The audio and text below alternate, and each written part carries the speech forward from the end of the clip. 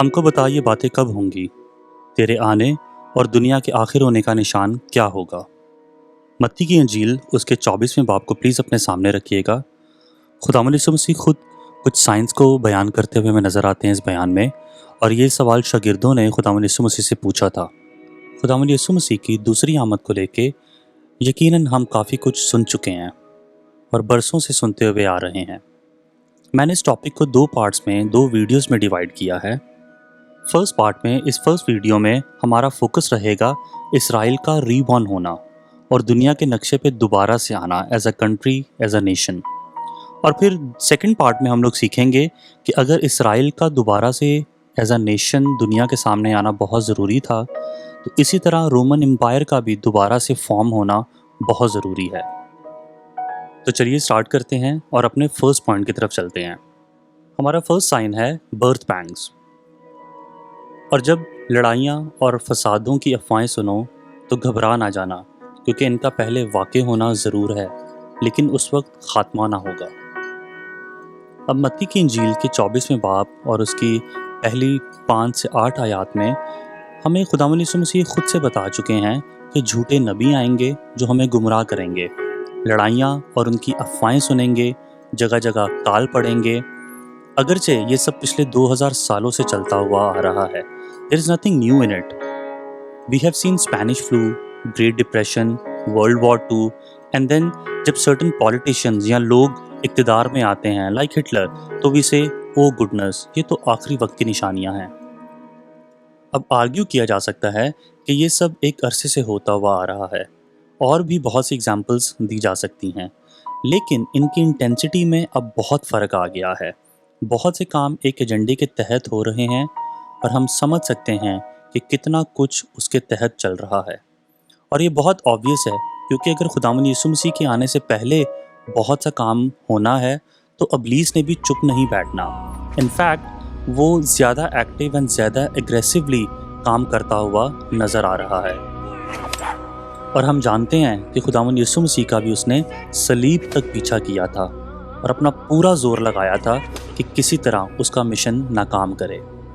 सो इस साइन के हवाले से आखिर में मैं यही कहूँगा कि हाँ, आफतें आएंगी, ज़लज़ले आएंगे, जंगें होंगी, उनकी अफवाहें सुनेंगे, लेकिन ये सब हमारे लिए कोई सरप्राइज़ नहीं होना चाहिए, क्योंकि we already know this and we have to be ready for it.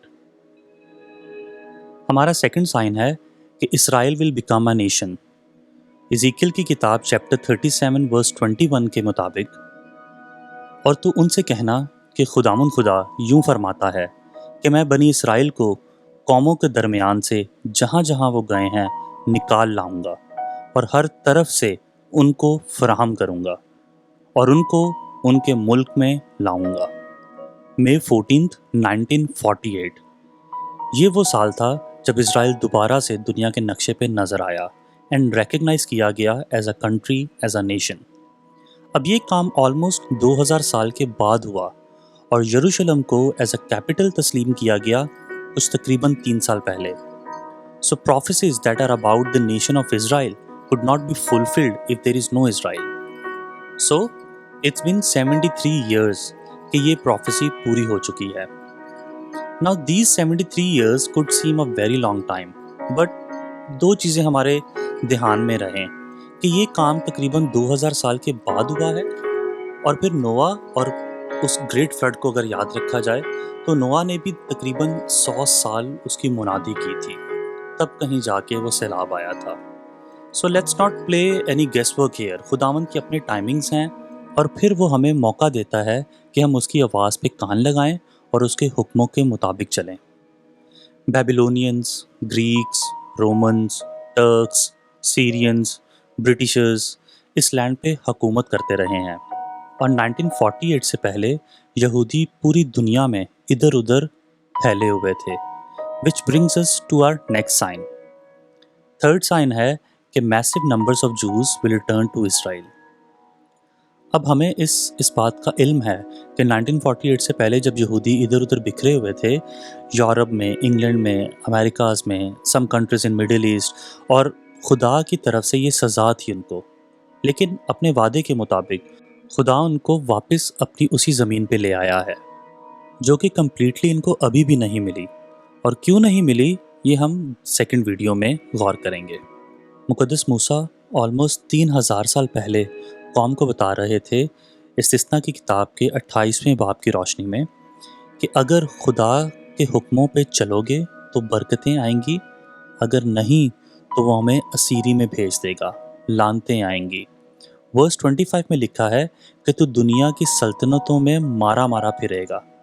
God promised Moses, when you disobey, you will be scattered to the ends of the earth. Now, have you ever thought how amazing it is کہ یہودی جو پوری دنیا میں ادھر ادھر پھیلے ہوئے تھے، اتنے 1000 سالوں سے ادھر ادھر بکھرے ہوئے تھے، لیکن آج کی تاریخ میں بھی وہ ایگزسٹ کرتے ہیں۔ یقیناً صرف یہی کہا جا سکتا ہے کہ باقی بہت سی قومیں جن کا آج نام و نشان نظر نہیں آتا، لیکن اسرائیل آج بھی زندہ ہے، اور یہ صرف خداوند کا ہی ہاتھ ہے۔ Russia, Germany, United States, Sudan, Ethiopia, you name it, they were there, but خداوند ان کو واپس لے آیا، اور نہ صرف واپس لے آیا، in fact it's been blooming for so many years now, and that's our fourth sign. Israel will bloom despite being a desert. Okay, technology, economic and industrial development, agriculture, businesses, we know بہت سے different verticals میں دنیا کو آگے لگایا ہوا ہے کافی کچھ سالوں سے۔ They are amongst the best engineers in the world, particularly in the area of desalinization, turning salt water into fresh water. And then وہ ماسٹر ہیں ڈرپ ایریگیشن کے، نہ صرف اس زمین کو زرخیز بنا دیا ہے جو کہ ایک ڈیزرٹ تھا، اینڈ یہ ٹیکنالوجی اور بھی ملکوں کے ساتھ انہوں نے شیئر کی ہے، but nobody does it better than they do. یسایہ 35ویں باب اور اس کی پہلی آیت میں لکھا ہے، بیابان اور ویرانہ شادمان ہوں گے، اور دشت خوشی کرے گا، اور نرگس کی مانند شگفتہ ہوگا۔ And if you know it کہ آج اسرائیل نے 1 ملین سے زیادہ درخت اپنے ملک میں اگائے ہیں۔ اب اس زمین پر اسرائیلی نہ صرف اپنے لیے the crop fruits and vegetables بلکہ دنیا میں ایکسپورٹ کرتے ہیں which is worth billions of dollars. ہم کہہ سکتے ہیں کہ خداوند کے کام ایسے ہی ہیں، جب وہ برکت دینے پہ آتا ہے تو اتنی کثرت سے برکت دیتا ہے کہ ہم لوگ اس کو سنبھال نہیں پاتے ہیں۔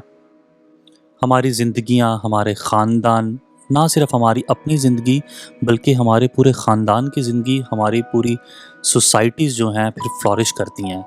بس ہمیں ایک ہی کام کرنا ہے کہ ہمیں اس کے حکموں کو ہمیشہ یاد رکھنا ہے اور ان پہ ہمیشہ چلتے رہنا ہے۔ چلیں اپنے لاسٹ سائن کی طرف چلتے ہیں، اینڈ دیٹ از کہ nations will align against Israel. I think یہ سائن تو بہت انڈرسٹوڈ ہے اور اس کا آج کل تو بہت چرچا ہے۔ ٹرمپ ایڈمنسٹریشن میں ابراہیم اکارڈ کا ہونا اور پھر یروشلم کو بھی تسلیم کرنا ایز اے کیپٹل، یہ سب اسی دور میں ہوا ہے۔ کچھ چیزیں اس چینل پہ نہیں کی جا سکتی بٹ آئی تھنک آپ سمجھتے ہیں، اور بائیڈن ایڈمنسٹریشن جو ہے وہ دوبارہ سے پالیسیز چینج کر رہا ہے۔ رشیا اور ایران آج کل کیا کر رہے ہیں وہ ان سب حالات سے ہم واقف ہیں، but point is that doesn't matter. What matters is کہ ببلیکل اسکرپچرز اینڈ وہ پروفیسیز جو کہ بہت تیزی سے پوری ہو رہی ہیں ہماری آنکھوں کے سامنے، اور پھر اس طرح کے حالات بننا بہت ضروری ہیں، کیونکہ اگر لاسٹ آرمگیڈن ہونا ہے تو ان چیزوں کا واقع ہونا ضرور ہے۔ باقی کچھ current events like 5G، planet Mars پہ جانے کی کوشش، کرونا پینڈیمک وغیرہ کیوں ہو رہے ہیں اور ان چیزوں کا بھی ہونا کیوں ضروری ہے، یہ ہم لوگ نیکسٹ ویڈیو میں دیکھیں گے اور اس پہ ضرور بات کریں گے۔ تو اپنا بہت خیال رکھیں، خداوند آپ کے ساتھ ہو، آمین۔